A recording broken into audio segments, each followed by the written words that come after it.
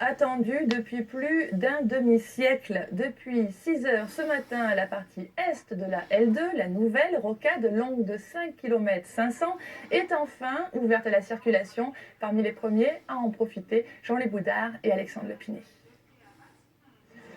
Il n'est pas encore 6 heures du matin, mais Yann est déjà là, devant l'entrée de la rocade L2.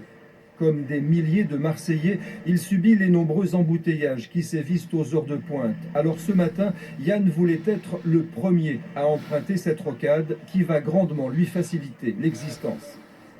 Ah oui, même à moto, à partir de 7 heures, le Sakakini est très embouteillé, même à moto j'ai du mal. Donc oui, pour moi ça va changer, à l'aller ça va changer à la vie, oui, tout à fait. À 6 heures, les barrières s'ouvrent et c'est avec soulagement que les premiers usagers de la rocade L2 s'élancent, avec devant eux la perspective d'un itinéraire dégagé. Alors moi je travaille sur Céreste et j'habite sur Marseille. C'est vrai que y a une différence qui peut être du simple au double sur le même trajet à certains horaires. C'est difficile, ouais, c'est compliqué. Ouais.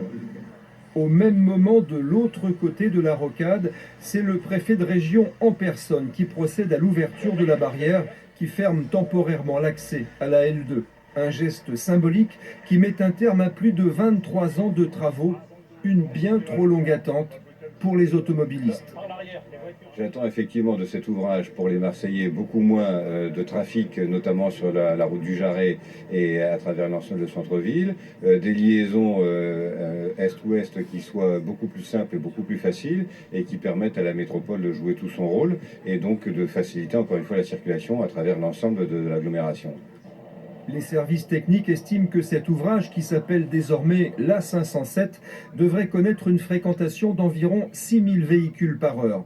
L'ouverture complète est prévue pour janvier 2018. Et on retrouve tout de suite en duplex le directeur de la